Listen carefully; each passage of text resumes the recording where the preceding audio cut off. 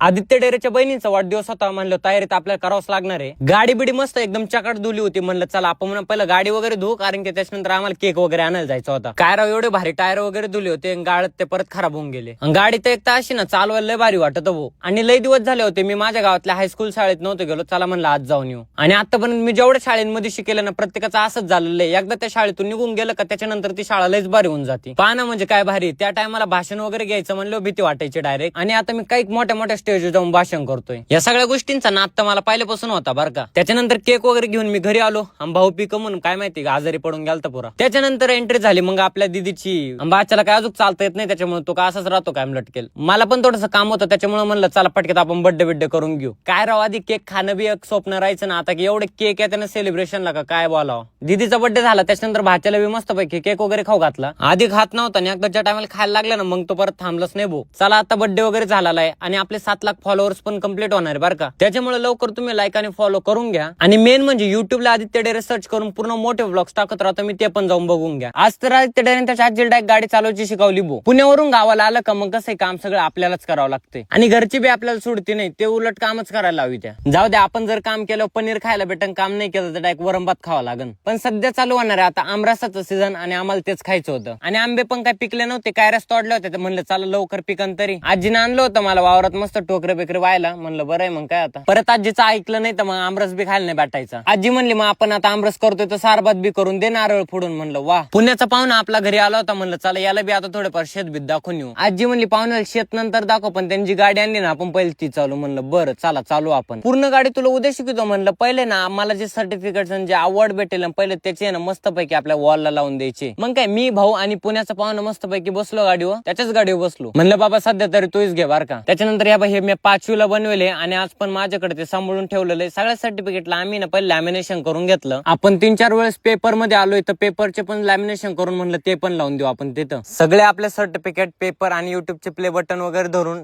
असं जे काही दिसत होतं तिथं. आणि माझे पप्पा पण बघत होते हे सगळे याला किती काय भेटेल हे, तर त्यांना बी माहित नव्हतं. माझ्यासाठी पण हा थोडा इमोशनल सीन झालता, पण चला म्हणलं आपल्याच कष्टाचं फळ आहे. आणि हा तुम्हाला जर आजीला गाडी शिकवण्याचा व्हिडिओ बघायचा असेल ना तर युट्यूबला जाऊन तुम्ही आदित्य डेरे सर्च करू शकता आणि तुम्हाला सगळे मोठे व्लॉग बघायला भेटून. आजच टाकलाय, लवकर जाऊन बघा. आज तर मम्मीने मला कूलर मध्ये पाणी भरायला लावलं, कारण घरी मामा येणार होते. आता मामा येणार म्हटलं मम्मीने सांगितलं मला का मामाची चांगली खातिरदारी झाली पाहिजे म्हणून. आणि कूलर मध्ये पाणी भरतोच होतो तेवढ्यात बाहेर गाडी वाजली. म्हणलं याला मामा लयच लवकर आले गाड्या. त्याच्यानंतर काय मग मामा घरात आले. आता मला डायरेक्ट भीती वाटायला लागली. म्हणलं आता जर लाईट गेली तर कूलर मध्ये पाणी भरून काहीच फायदा नाही होणार. आणि माझा आवाज देवाला एवढा आवडला ना का खरं लाईटच गेली. म्हणलं आता मम्मी मला हाताने मामाला हवा घालायला लावीन, त्यापेक्षा आपण लवकर ना MSCB वाल्यांना बोलून घेऊ. तशी तरी लाईट फिटिंग मी बी केली असते बरं का, पण नको म्हटलं आपला जाळंदूर संघच निघायला बसलाय. त्यांना केला फोन आणि ते 5 मिनिटात आले आणि ते वरून मला म्हणते का सांग कमून लाईट गेली. त्यांना म्हटलं जर मला माहित असतं तर मी तुम्हाला कायला बोलावलं असतं. ते म्हटले बरं थांब मी बघतो काय झालंय ते. लागले ते रापर पोलाव चढायला. काय मग एवढे वरती काम करताना भीती नसं वाटत का?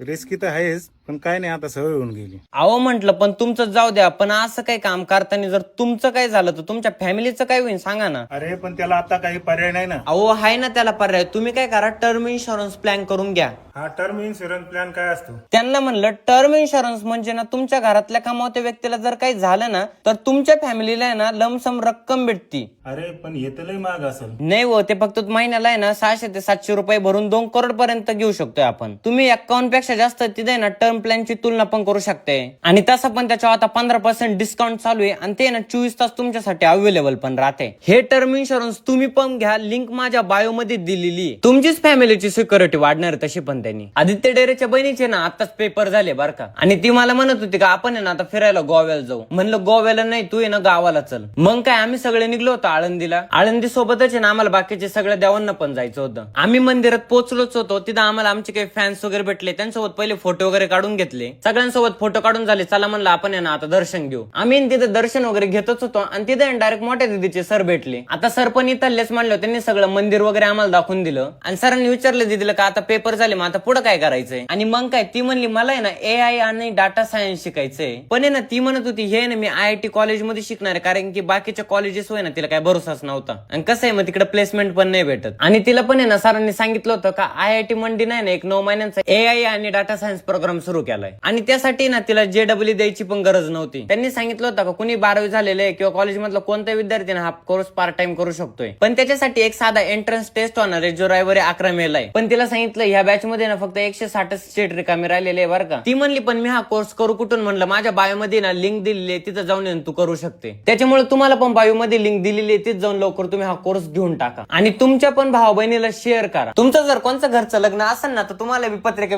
वाटावं लागत. आमच्या संख्येत दादाचं लग्न होतं आणि त्याचं काम होतं मला जरा पत्रिका वगैरे वाटू लागायला जायचं होतं. आता नवरदेव म्हणल्यावर कसं नवरदेवाला सगळ्यांच्या घरी जावं लागतं, ते टोपी टावेल टाकतात आणि सगळी का गेलं का कसं ते मग साखर खाऊ घाल, हे कर ते कर. आता नवरदेव म्हणल्यावर त्याची तर हवा होतच होती, त्यांच्यासोबत आम्ही बी हवा करून घेत होतो. पण या टोपीला समजलं होतं का मी नवरदेव नाही म्हणून ती माझ्या डोक्यावर रात पण नव्हती. आणि आता दिवसभर हिंडायचं म्हणलं आम्ही ड्रायव्हर तर एकदम हेवी ड्रायव्हर ठेवला होता. जसं नवरदेव अजून जास्त घरांमध्ये जात होता ना तसतसे ना नारळाची क्वांटिटी एकदम जास्त वाढत होती. आणि मी ज्या पाहुण्यांच्या घरी जायचो ते पाहुण्यांची सगळी फॅमिली यायची माझ्यासोबत फोटो काढायला. आम्ही काय गोडा चहा बिलकुल पेलो नाही, कारण की म्हणलं जर चहा पेलं ना मग आहे कार्यक्रमच एवढ्या उन्हाचा. नवरदेव सोबत चांगला आपल्याला बी गंध लावित होते. आणि आमचा नवरदेव काय तो तर त्याच्या मनातून एकदम खुशीच होती त्याला. मग त्याच्यानंतर जाऊन कुठं आम्ही जेवण वगैरे केलं. मामा बघत होते काय किती नारळ आले किती नाही, म्हणलं काय नाही चांगले मस्त आले नारळ. आणि त्याच्यानंतर मग पाहुण्यांनी दिलेले पैसे असताना आम्ही ते पण मोजले. चांगली इन्कम होती बारका पण पाहायला गेलं तर. म्हणजे तसं काय नाही, डिझेलचा खर्च वगैरे जातो बारका फिटून. बघा सगळ्यांना टाकलेल्या पत्रिका वगैरे, त्याच्यातून तुम्ही या लग्नाला खरं सांगू तर लग्न होऊन गेलंय. हा लग्न कवाच होऊन गेलंय, कारण की मी आता व्हिडिओच लय लेट टाकू राहिलोय. मी आधीच्या लग्नात सगळी मदत वगैरे करत होतो, कारण की मला माहितीये का मला पेपर होते लग्नाच्या दिवशी, मला काय जाता येणार नाही. तरी पण याच्यात मला जेवढी मदत करता आली केली. वाईटच वाटू राहिला आता कॉलेजवाल्यांनी पण नेमकं लग्नाच्या दिवशी पेपर ठेवला मला. चला कॉंग्रॅच्युलेशन संकेतला त्याच्या लग्नाबद्दल. गडी दाखवून राहिला पण तो मनातल्या मनात लय खुश आहे. तुम्ही आता लवकर लाईक आणि फॉलो करून घ्या, कारण की आता आपले 7 लाख फॉलोअर कम्प्लीट होणार आहे. माझी सासू तुझी मदर त्यामध्ये होणारी गमचं फळ.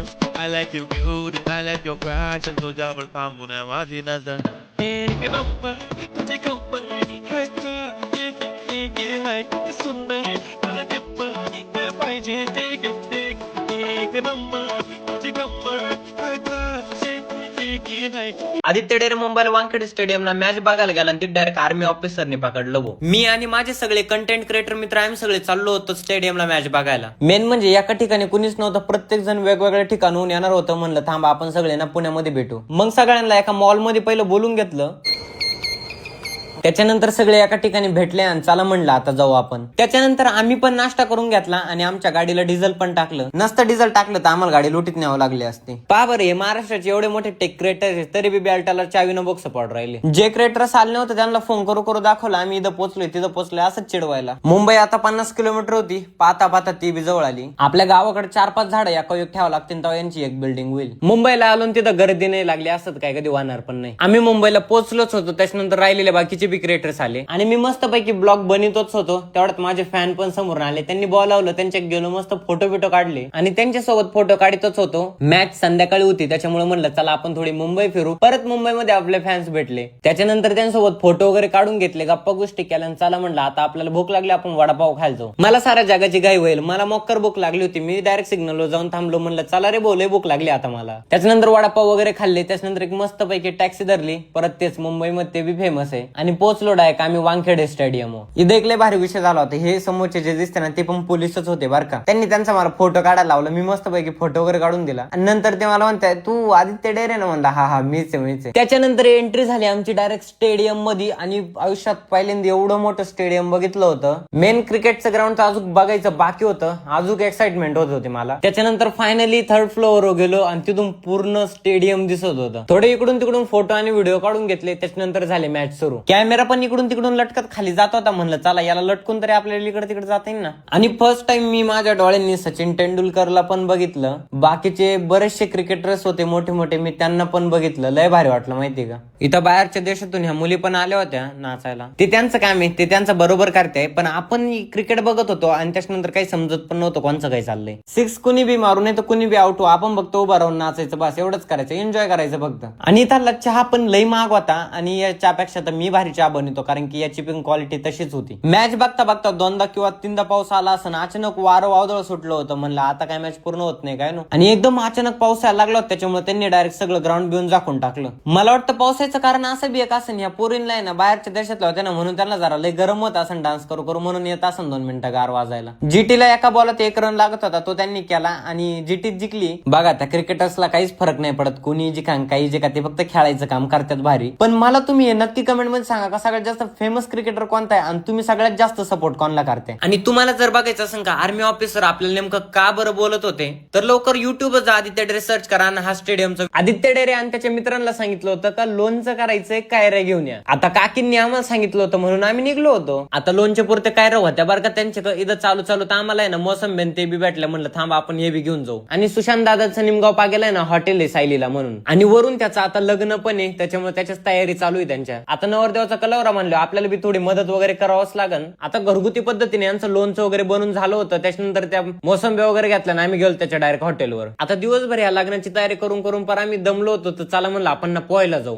ते परत त्या कुत्र्याच्या पिल्लाला एवढं ताण द्यायचे ना, बॉल फेकत बी नव्हते आतमध्ये, आणि त्या कुत्र्याला वाटायचं का चला आता बॉल फेकलाय चला आणायला जाऊ. यांना म्हणलं अरे एवढं पण येडं नाही रे ते. आणि त्याच्यानंतर तुम्हाला माहिती महाराष्ट्रातलं सगळ्यात मोठं झाड ते बी इथं पेमगिरीलाच आहे. तसं इथं जाऊन आम्हाला 1.5-2 महिने झाले, पण व्हिडिओ टाकायला आता जमलंय मला. तिथं गेलो, तिथं देवाचं दर्शन वगैरे घेतलं आम्ही. ते सगळं जाऊ दे, मी एवढाच व्हिडिओ लय कमी टाकतोय कारण की आपलं आहे ना एक मस्त रॅप येणार आहे, पण ते आपलं रॅप असं असणार आहे ना का ते ट्रेंडिंगला आल्याशिवाय राहणार नाही. आणि मागच्या एका व्हिडिओत लय भारी कमेंट आली होती, इथून पुढे मी अशा भारी भारी कमेंट डायरेक्ट व्हिडिओ मध्ये लावत जाणार आहे. आणि म्हणून आहे ना तुम्ही पण जमन तेवढ्या कमेंट ना करत जा. बाकी आपला रॅप म्युझिक व्हिडिओ ना आपल्या आदित्य डेरे युट्यूब चॅनलवर येणार आहे, त्याच्यामुळे तिथे जाऊन लवकर सबस्क्राईब करून घ्या. इथं लाईक फॉलो करा, कारण की आता आपले 7 लाख फॉलोअर्स होणार आहे. वरती काम करत होते, काय झालं काय कळलं, लवकर चला.